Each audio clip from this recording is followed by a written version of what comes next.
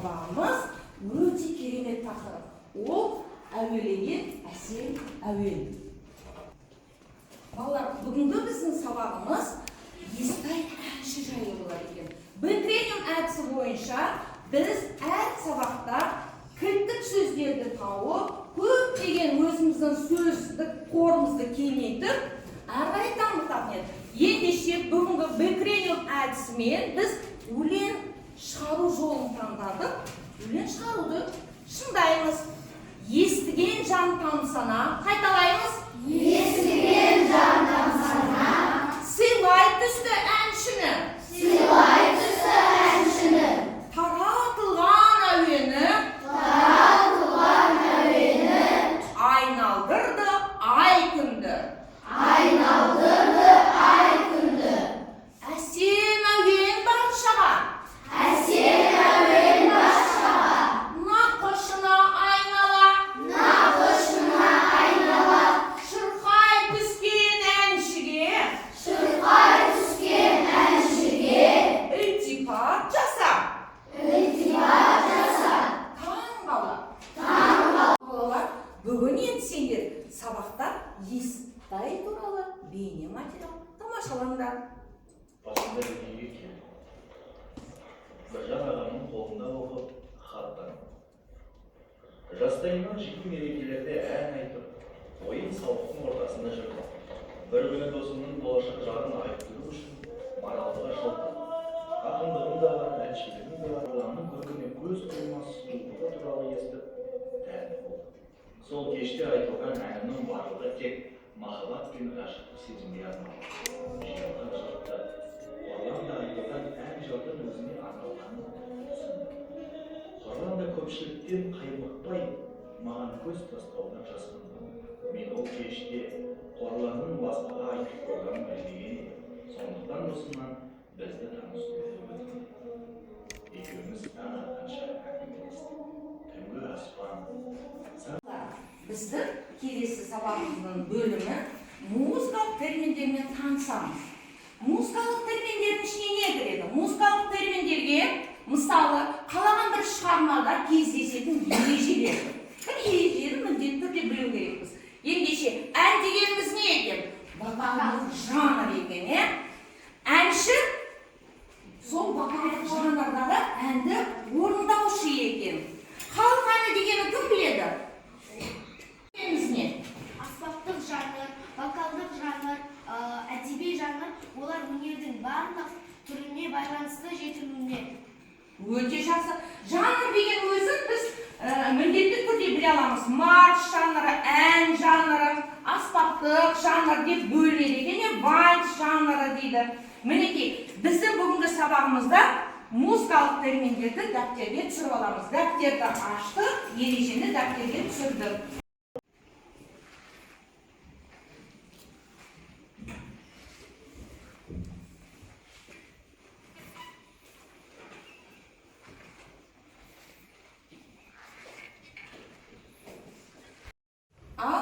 Балалар, ендеше 43-ші бетті аштық оқулықты.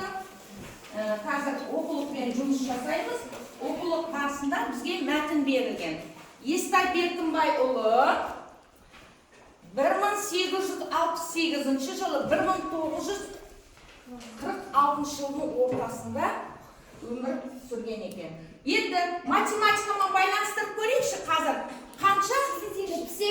88 жасына келген кезде ол өзінің бүкіл қазақ халқына тарту еткен әндерін бізге қалдырып кетті.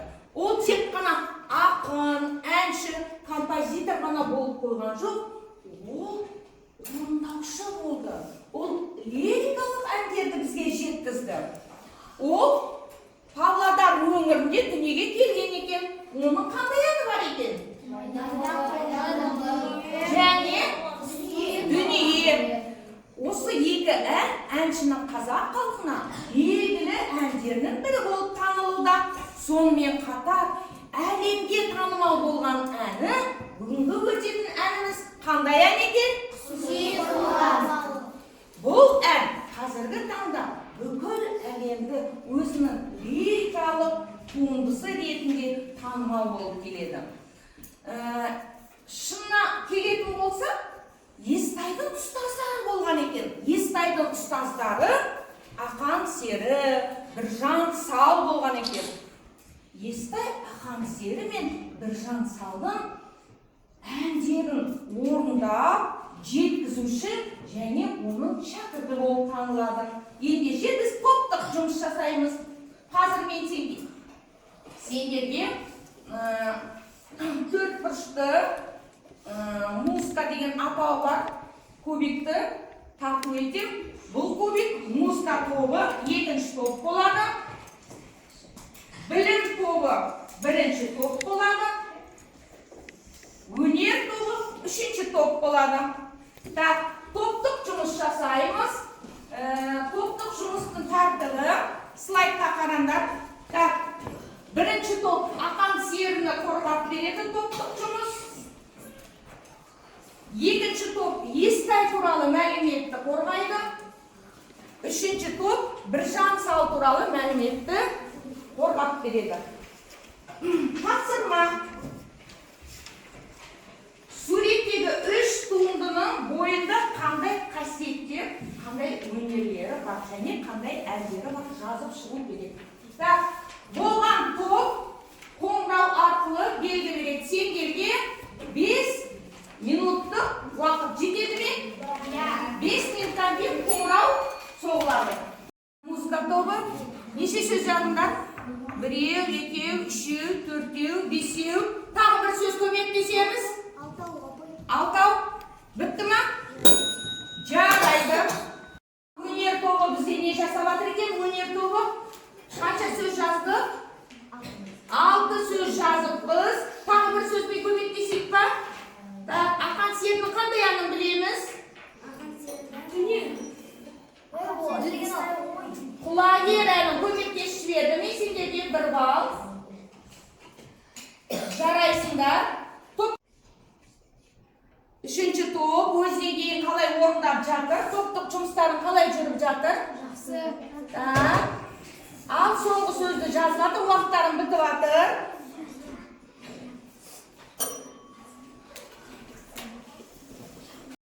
Бағыттарын таяқшаны алдық. Бұл таяқшаны дирижерлік таяқша дейді. Бұл таяқшаның рөлі ол алдағы отырған көптеген музыкалық аспаптарды меңгеріп отырған музыканттардың бір-кегі ойнауына септігін тигізеді екен. Ендеше біз өзіміздің сабағымызды қазір керемет етіп сызбамен танысамыз. Музыкалық ырғақтың ұзақтығын сақтау үшін өлшем қолданады екен.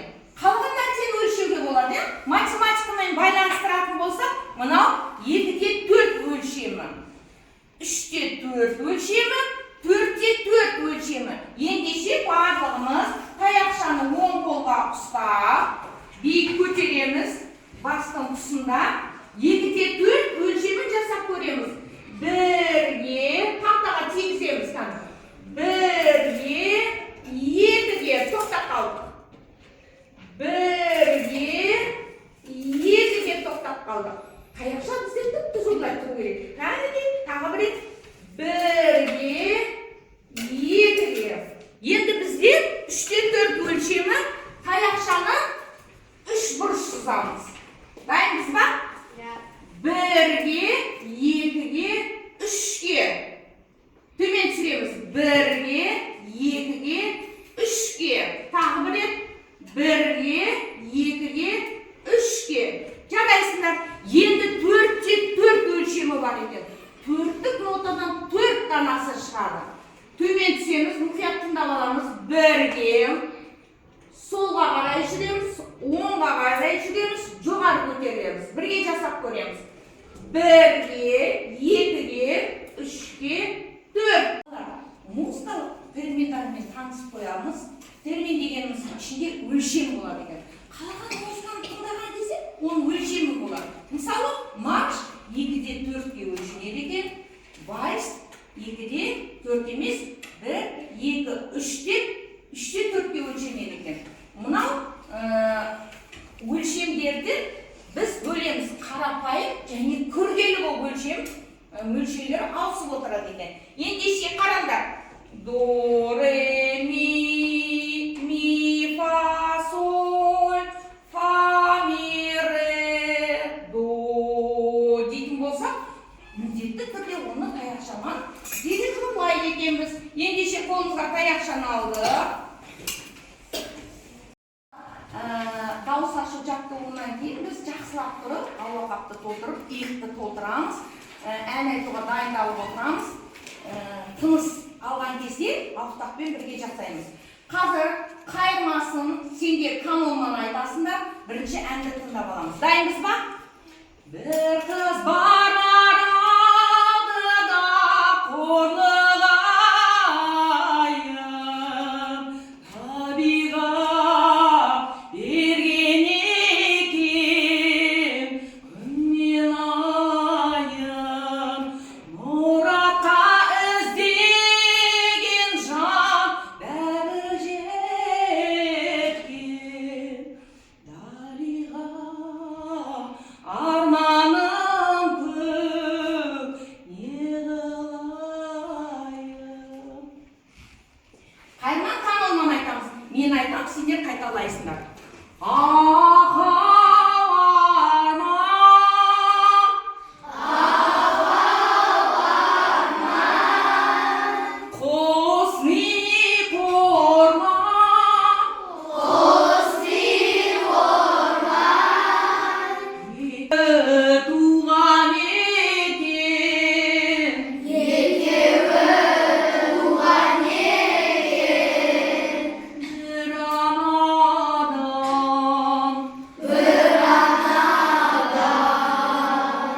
Жарайсыңдар балалар, керемет. Ендеше бүгінгі сабақты ары қарай жалғастырамыз. Тыңдап көреміз ба? Бұл ән тек қана мәтінмен ғана әндетіп қана қоймайды екен. Бұл ән бүкіл қазақ халқындағы бар аспаптарда орындалады екен.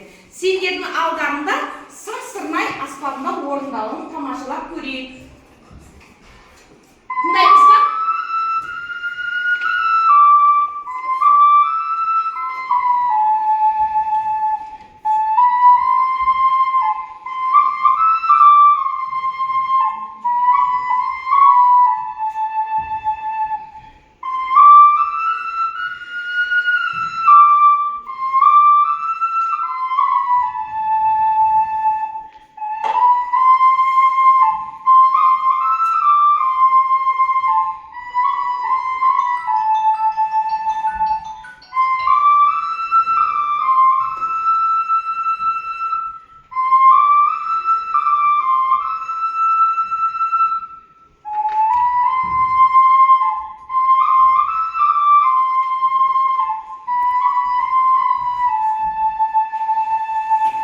Жарайды, керемет балдар, шапалақ ұрамыз. Керемет екен, е? Суретте кім бейнеленген? Естай. Жарайды. Қанша бал қоямыз? Келесі оқушы кім? Композитор екен. Оның қандай әні бар екен? Бүгінгі өткен ән қандай балдар? Құсни қорлан. Жарайды, отыра ғой. Келесі. Естай домбыра аспабында ойнайды. Кімнің ұстаз шәкірті болған? Ол Ақан Сері. шәкірті болған. Естай Ақан Серінің шәкірті болған. Жарайды. Келе ғой. Бүгінгі әнді жеткізуші кімдер? Яғни орындаушы әншілер, жеткізушілер, орындаушылар, жеткізушілер. Жарайсыңдар, керемет, орындарыңызға. Сау саламат болыңдар.